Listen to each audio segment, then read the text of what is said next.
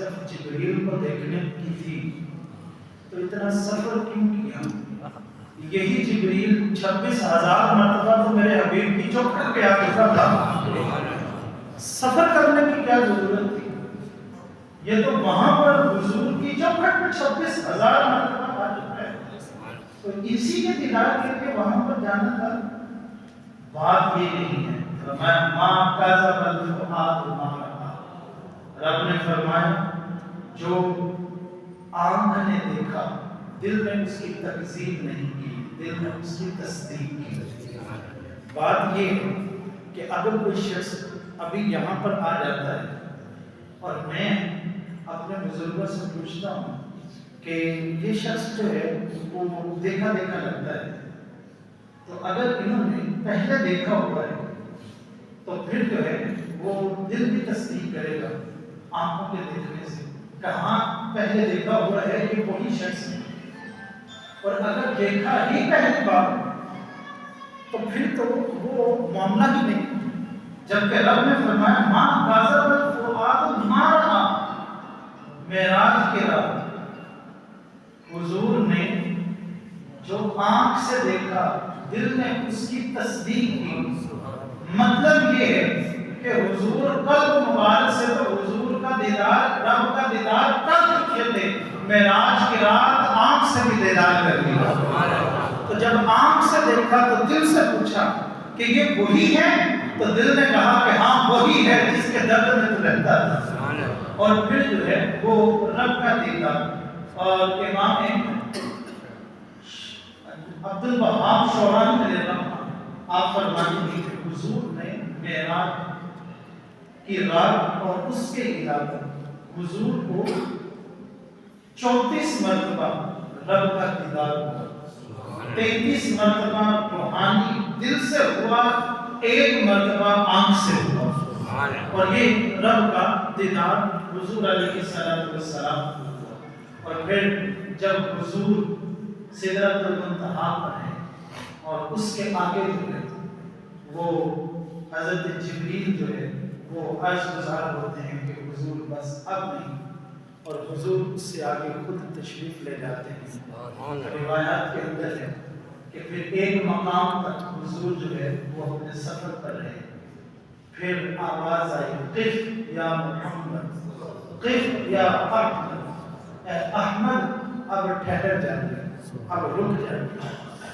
اور یہاں پر حضور کی ایک حدیث اس حدیث کی توضیح کرتی ہے۔ حضور علیہ السلام سے صحابہ نے ابن عباس رضی اللہ تعالیٰ عنہ آپ نے پوچھا کہ جب رب نے فرمایا کہ ٹھہر جائے پھر اس کے بعد کیا ہوا؟ تو حضور نے فرمایا کہ جب رب نے فرمایا کہ ٹھہر جائے تو رب نے یہ فرمایا حبیب آپ نے مکے سے سفر کر کے یہاں تک جو ہے وہ آپ مکہ سے سفر کر کے یہاں تک آپ پہنچے ہیں، اب یہاں پر ٹھہرے، اب خدا خود آپ کے پاس آئے گا۔ اور حضور وہاں پر تشریف فرما اور پھر جو ہے وہ فرمایا ماں کذب الفؤاد ما رأى، اور آگے فرمایا افتمارونه علی ما یری، کیا تم بحث کرتے ہو اس بارے میں کہ حضور نے رب کو دیکھا یا نہیں دیکھا؟ فرمایا ولقد رآہ نزلۃ اخری، تو پھر سن لو تم ایک بار کی بات کرتے ہو کہ حضور نے تو رب کو 2 بار دیکھا، تم ایک بار کی بات کرتے ہو اور پھر دیکھا کیسے ہے؟ فرمایا ما زاغ البصر وما طغى، یہ اس سے آگے چل کے آیت کریمہ ہے کہ رب نے فرمایا ما زاغ البصر وما طغى، کہ صورت یہ ہے کہ حضور نے رب کو دیکھا، ایسا دیکھا کہ آنکھ بھی نہیں جھپکی اور نہ ہی آنکھ بہکی ہے، ایسا دیکھا۔ دنیا میں دستور یہ ہے کہ عموماً جو ناظر ہوتا ہے وہ منظر کی تعریف بیان کرتا ہے۔ ہم یہاں سے شمالی علاقہ جات میں جاتے ہیں، وہاں پر جو ہے وہ سوات میں جائیں، کالام میں جائیں، وہ سکردو جائیں، وہ ہم جو ہے وہ مریض چلے جائیں، دیگر علاقوں میں چلے جائیں، تو آپ جو ہے وہ تعریفیں ہم کرتے ہیں، ہم دیکھ کر آئے کہ وہاں پر جو ہے وہ آبشار تھی، وہاں پر جو ہے وہ درخت جو ہے وہ بڑی خوبصورت انداز کے اندر ٹھنڈی ٹھنڈی ہوائیں جو ہے وہ ماحول کے اندر بکھیر رہے تھے، ندیاں جو ہے وہ اٹھیلیاں لے لی، تو ہم آپ جو ہے وہ اس منظر کشی کو بیان کرتے ہیں، اس کی منظر کشی کرتے ہیں۔ اور دستور یہی ہے کہ خوبصورت چیز دیکھنے والا وہ دیکھنے والا ہی منظر کو بیان کرتا ہے، لیکن یہاں پر پھر دستور بدلا، یہاں پر منظر نے خود ناظر کی تعریف کی۔ اور حضرت اقبال بھی جب یہ شمالی علاقات کے اندر گئے اور وہاں پر خوبصورتی کو دیکھا تو آ کر انہوں نے بھی جو ہے وہ یہ تعریف کی اور یہ شعر کہا تھا کہ من رہا جانبی، اور یہ شعر کہا تھا کہ اگر میں نے رب کو پڑھا ہے، رب کو جاننے کی کوشش کی ہے، اگر میں نے رب کو بے حجاب دیکھا ہے تو وہ پہاڑوں میں دیکھا ہے۔ تو یہ دستور ہے کہ دیکھنے والا منظر کی تعریف کرتا ہے، یہاں پر منظر نے خود جو ہے وہ ناظر کی تعریف کی۔ فرمایا ما زاغ البصر وما طغى، یہ حضور ہیں کہ جو جمال خدا کو دیکھ رہے ہیں، فرمایا کہ یہ کتنا حسین دیکھ رہے ہیں، نہ آنکھ جھپکتی ہے نہ بہکتی ہے، اس انداز سے اپنے رب کو دیکھ رہے ہیں کہ منظر نے ناظر کی جو ہے وہ تعریف بیان کی۔ اور پھر یہاں پر صورتحال کیا تھی کہ وہ کس طرح جو ہے رب اور محبوب کی ملاقات ہوئی، یہ تصورات میں لانا ممکن نہیں ہے۔ وہ ملاقات ایسی تو نہ تھی جیسی ہماری انسانوں کے ساتھ ہوتی ہے، وہ ملاقات نبی کی اپنے رب سے تھی، اور وہ ملاقات اس چیز سے مبرر ہے۔ تو چونکہ یہ چیزیں ذہن میں آنے والی نہیں ہیں تو پھر ذہن کے اندر سوال اٹھا کہ الہی وہ ملاقات کیسے تھی، کوئی دنیاوی ہمیں مثال کی دیکھی جائے۔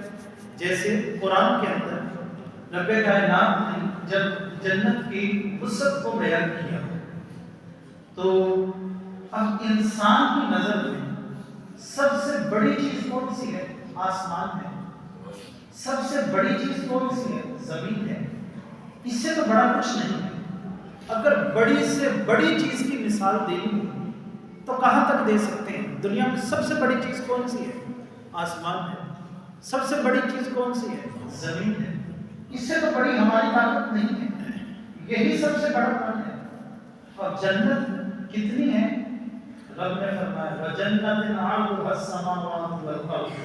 اب مثال انسانوں کے حساب سے اس سے بڑی چیز کوئی نہیں تھی، تو رب نے فرمایا کہ جنت کی بات کرتے ہو، اس کی تو محض چوڑائی، عموماً چیزوں میں کیا ہوتا ہے، چوڑائی کم ہوتی ہے، لمبائی زیادہ ہوتی ہے، تو میں تم جنت کی بات کرتے ہو کہ وہ کتنی بڑی ہے، اس کی تو چوڑائی اتنی ہے جتنا زمین و آسمان ہے، اتنی تو اس کی چوڑائی ہے، جس کی چوڑائی یہ ہے اس کی لمبائی کتنی ہوگی۔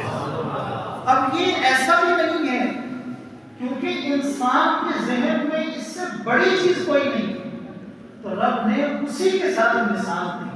اور اسی طرح جب یہ اللہ کے رسول نے فرمایا کہ رب انسان سے کتنی محبت کرتا ہے، تو پھر اس کا ایک جو زاویہ بتلایا گیا، انسان سے دنیا میں سب سے زیادہ جو خالص محبت کرتی ہے وہ اس کی ماں محبت کرتی ہے۔ ماں سے بڑھ کر دنیا میں کسی انسان سے کوئی بھی محبت نہیں کر سکتا، یہ محبت کی انتہا ہے دنیا میں۔